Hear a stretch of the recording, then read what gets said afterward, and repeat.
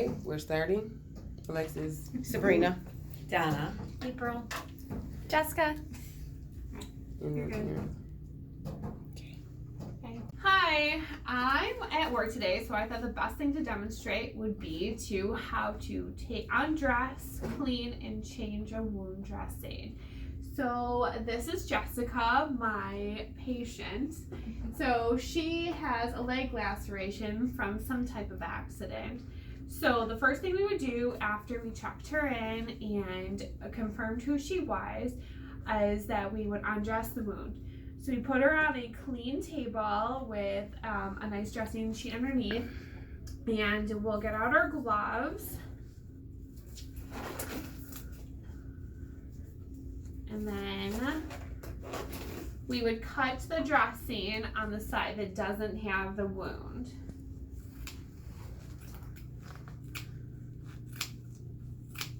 Okay.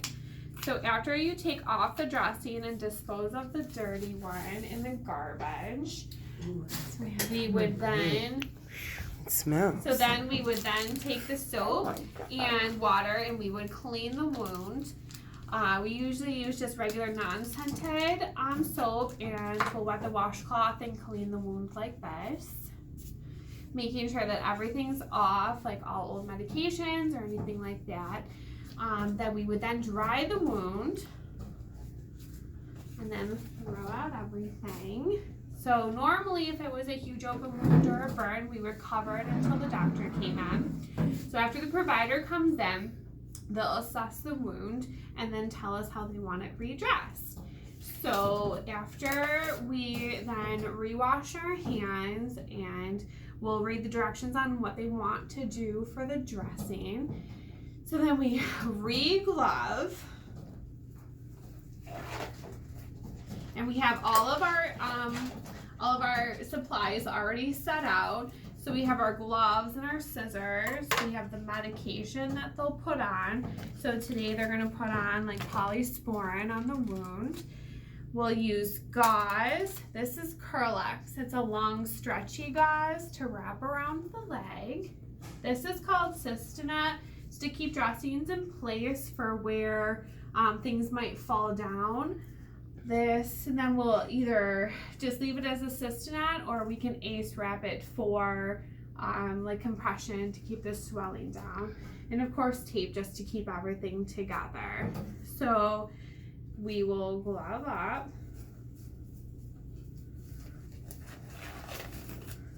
So then we would put on the medication. And we would cover it with gauze, making sure that everything is covered so that nothing will stick to the outside layer. So after this,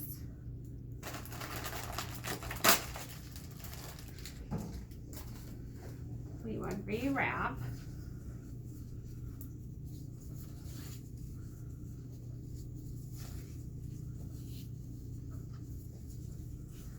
And then you want to put sometimes a really thick layer if there's a lot of drainage, or sometimes a thin layer if it's hot out and you don't want the medication to run underneath. You would put less of this top layer of gauze.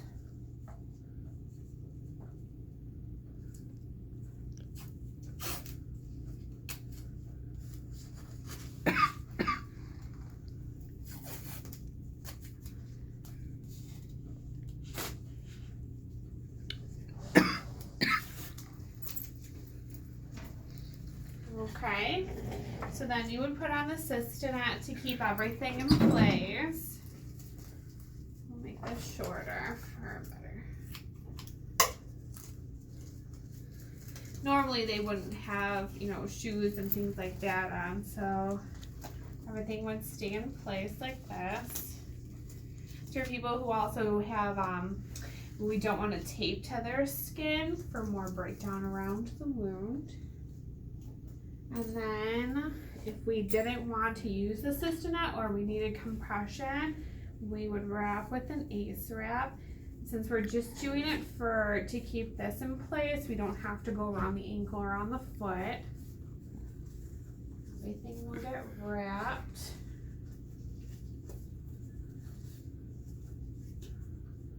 Okay, So in New York, you can't use these, but we'll use them just for purposes of now. Okay. And then she would be all set and she would get a return appointment and some information about how to keep everything clean and dry and how to wrap it at home. And that's about it.